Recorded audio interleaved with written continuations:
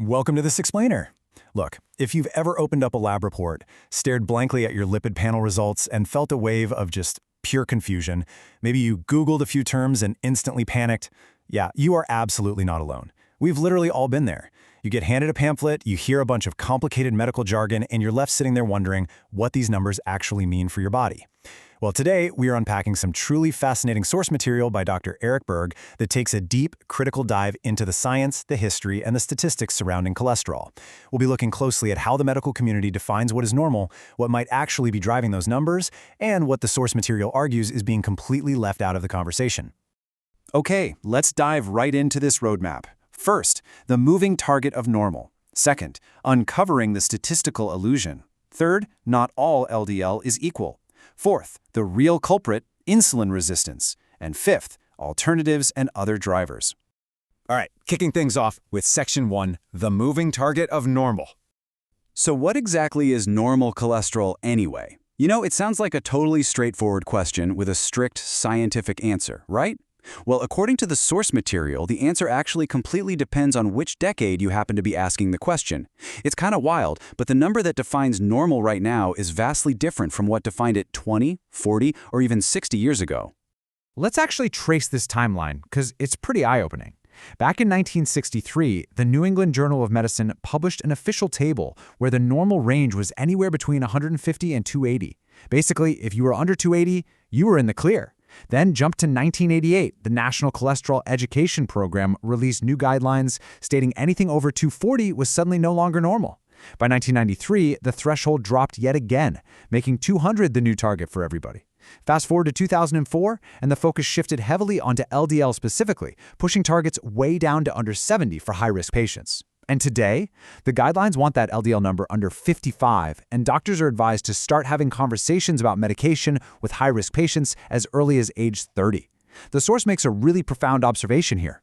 Every single time these threshold numbers drop, millions of new people are suddenly, literally overnight, diagnosed with high cholesterol and pushed into the treatment category.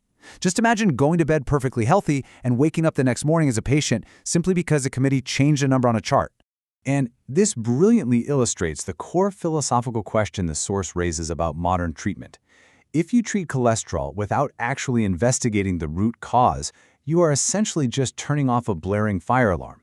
Sure, you've successfully suppressed the annoying beeping sound, but what about the actual fire? What caused the cholesterol to increase in the first place? The presentation argues that this underlying fire just isn't being investigated deeply enough.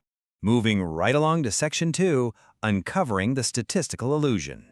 So the source neutrally lays out a timeline of what it presents as some pretty striking coincidences and disclosed conflicts of interest. For example, in 1987, the very first statin drug, lovastatin, was approved by the FDA. Literally just 1 year later, the official normal cholesterol guidelines were lowered. Then, in the major 2004 guideline update, it later came out that 8 out of the 9 authors had financial associations with makers of cholesterol-lowering drugs. A very similar pattern was cited for the 2013 American College of Cardiology and American Heart Association guidelines, where 8 out of 15 panelists had past or current ties to pharmaceutical companies. And to top it off, a 2008 study in the Archives of Internal Medicine reviewed nearly 500 committee members across multiple guidelines and found that 56% disclosed conflicts of interest. Which brings us to a number you've probably seen in massive, bold print on a drug commercial or a news headline: a 36% reduction in heart attack risk.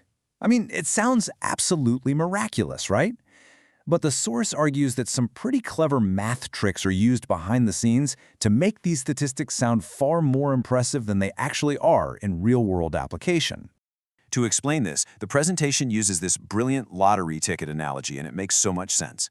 Imagine you have one winning ticket, and your friend has 2. Your friend could technically brag, "Hey, I have 100% more winning tickets than you." And mathematically, comparing 2 to 1, that relative claim is true. But in absolute terms, it's literally just one extra ticket. The source argues drug companies use this exact same logic. If they study 100 people over several years, maybe 3 people out of that 100 will have a heart attack without the drug. With the drug, the number drops to 2 people. Because 2 is roughly 36% less than 3, they get to confidently claim a 36% relative risk reduction. But if we actually look at the absolute risk, treating 100 people for years ultimately protected exactly 1 extra person. Now, what's really interesting about this slide is how it perfectly transitions us into Section 3, not all LDL is equal. We really need to redefine what we're even talking about here. LDL is pretty much universally known as bad cholesterol. But the source points out a totally crucial biological fact. LDL isn't actually cholesterol at all. It stands for low-density lipoprotein. Think of it as a microscopic delivery truck. Its whole job is to carry vital cholesterol and vitamins from your liver deep into the cells of your body. And guys, your body desperately needs this cargo. Every single cell requires cholesterol. Your brain is about 60% fat and relies incredibly heavily on it. Your body also absolutely needs it to synthesize vitamin D.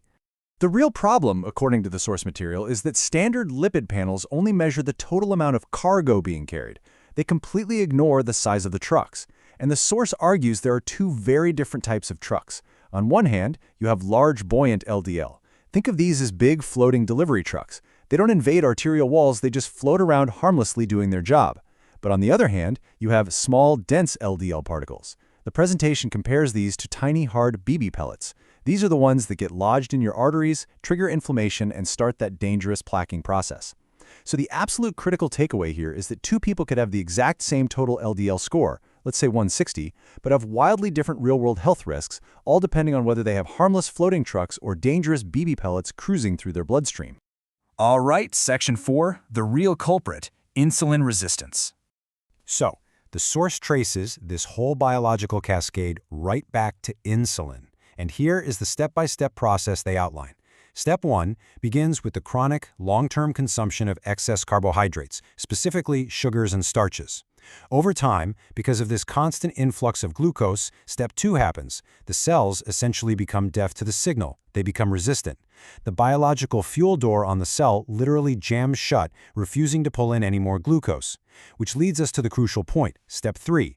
To compensate for these jammed doors, your body goes into overdrive and overproduces insulin. It is this massive, chronic excess of insulin flowing through your system that the source identifies as the primary driver behind the creation of those dangerous small dense LDL BB pellets and the resulting arterial inflammation. Finally, we arrive at Section 5, alternatives and other drivers. The presentation highlights some really interesting data comparing various interventions for lowering LDL. Now, while traditional statins represent the most aggressive reduction at roughly 45%, the source lists several natural and dietary alternatives that also show a significant impact.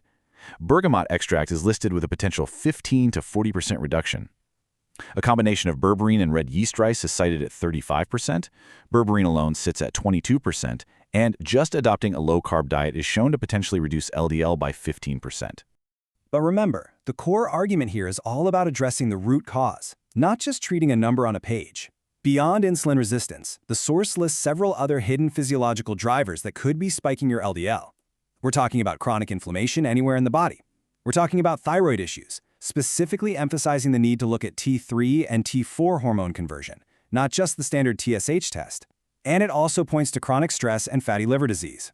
Any one of these could be that hidden fire causing your body to pump out more cholesterol. Which brings us right back to our original analogy to close out this explainer. When you look at the history of changing guidelines, the debate over statistical marketing, and the actual biology of how insulin resistance creates those small, dense LDL particles, the source leaves us with a genuinely compelling question. When we obsess over pushing that single LDL number lower and lower, are we focusing entirely on the fire alarm and completely ignoring the fire burning underneath? It's a really provocative thought for sure, and one that absolutely encourages all of us to ask much deeper questions the next time we're looking at our lab results. Thank you so much for joining me for this explainer. Keep asking those big questions, and I'll see you next time.